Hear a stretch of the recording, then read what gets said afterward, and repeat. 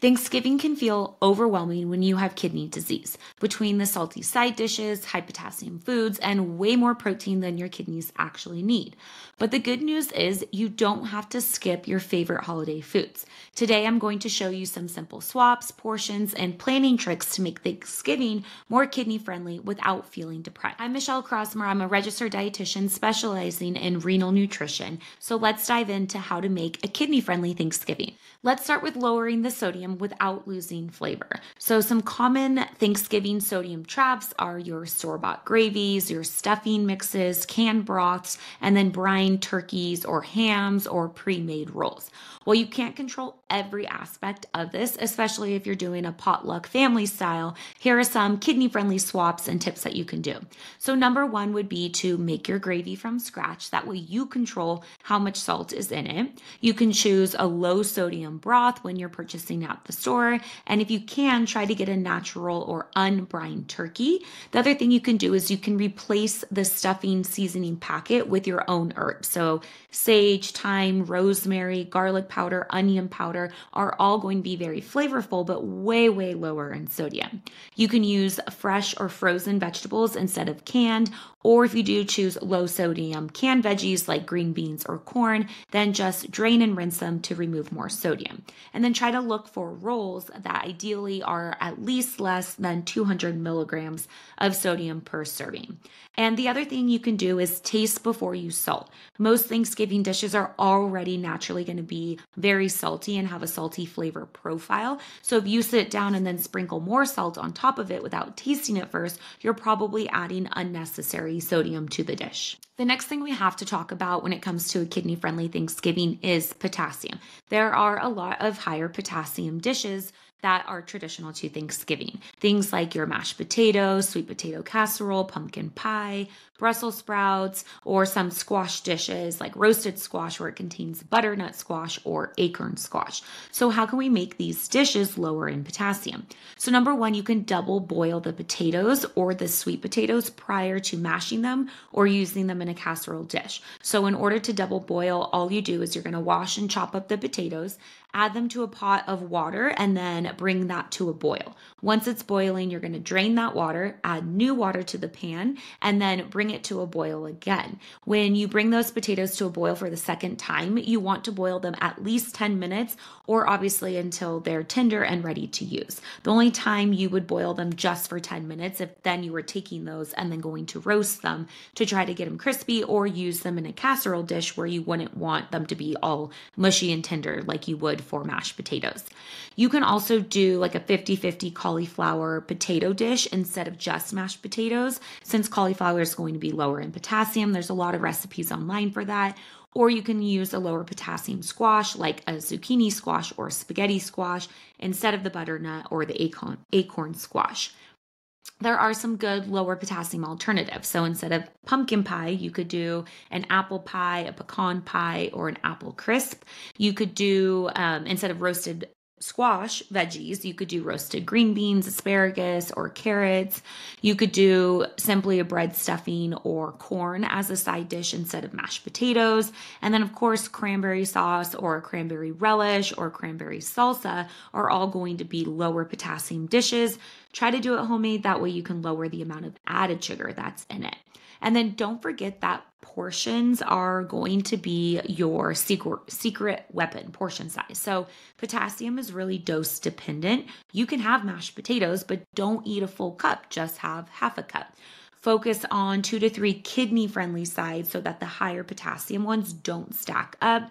And then you can just simply have a smaller portion. Pumpkin pie, 1/8 of a standard piece of pumpkin pie is about 287 milligrams of potassium. So make sure that that fits into your daily potassium needs, or just have half of a piece of pie instead.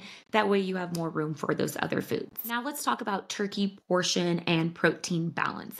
Thanksgiving tends to overload on protein, which can increase stress to the kidneys in people with kidney disease. So Usually you'll hear this general recommendation and limit to 2 to 3 ounces of turkey. And that really is the size of a deck of cards or like a computer mouse. And really, if you stick to that amount, that's about 14 to 21 grams of protein coming from the turkey. So you really want to avoid piling up your plate with a bunch of ham and multiple meats and your turkey. I would say stick to one. Turkey's probably going to be better than a more saltier processed red meat like ham, and then just have a smaller portion of it if you are going to have the turkey. Fill your plate up with the fiber-rich sides that are negative potential renal acid load. So your vegetables, your salad, your roasted green beans and carrots and cranberry, those are all going to help offset the acid load that comes from the turkey or the animal protein. And then when you think of your plate to overall reduce the protein load, start with your vegetables first. If you fill up half your plate with the vegetables, you can't, it's going to help crowd out the excess turkey. You can have your turkey sliced really, really thin so that the portions feel like a lot. And if you choose the white meat over the dark meat, it oftentimes, depending, but it could be lower in sodium. The other thing you can do is you can always bring a plant protein option and then not have the turkey. I personally don't eat turkey, so I always sign up to bring a side dish that is going to provide me with my plant protein. I don't want to be hungry and, snacking more or eating more of the side dishes. I want to make sure I have a good plant protein. And some years I've made tofu where there's actual recipes online where it's like a tofu ham and you make like a glaze and you bake it in the oven and it's really good. This year I'm just simply making a fall bean salad. So I'm going to do a combination of garbanzo beans, white kidney beans with kale, pecans or walnuts, apple or pear, and then some sort of homemade vinaigrette. And so that way I can still enjoy these other side dishes, these other foods that other people have made, but I know that I am getting a homemade plant protein where I controlled all the ingredients. Now let's talk about some Thanksgiving Day strategies. What can you do the day of where regardless of what food is served, some of that is going to be outside of your control. What can you do the day of to set yourself up for success? So number one, don't skip breakfast. Have a good, healthy, balanced breakfast that provides you with fiber, plant protein, vegetables and or fruit. Drink plenty of water. Obviously, if you're on a fluid restriction, then that needs to be per your individual recommendations. But in general, drink plenty of water to avoid overeating some of those saltier foods. Try to get out for a walk and be active if you can before that Thanksgiving lunch or dinner meal. And then during your meal, you can fill up your plate with lower potassium vegetables, take smaller spoonfuls of those higher sodium dishes, and then just eat slower, right? Enjoy the meal, the conversations. If you just scarf everything down mindlessly and really fast, then you're going to be looking for seconds right away. And then after the meal, if you can, go on a 10 to 15 minute walk. Even a short walk can help to support your blood sugar levels, your digestion, can help you feel better if you ate a little more than you wanted, and then obviously stay well hydrated. So if overall I were to describe a kidney-friendly Thanksgiving plate, I would say half that plate is filled up with your vegetables. That's going to be sauteed green beans, roasted vegetables like carrots, asparagus, or something else. It could be a big leafy green harvest fall salad. Fill up half your plate with that. A quarter of your plate would be your carbs. So that might be a homemade stuffing, a little bit of cranberry. It could be a small serving of mashed potatoes, depending on your potassium needs. And then a quarter of your plate would be your protein, whether that's turkey and you're having a little bit of animal protein, or that is some sort of tofu dish you brought or a bean, whatever it is. That's ideally how you want to visualize your kidney-friendly Thanksgiving plate to look, and that leaves plenty of room to even enjoy a little bit of pie. You do deserve to enjoy holiday food without fear.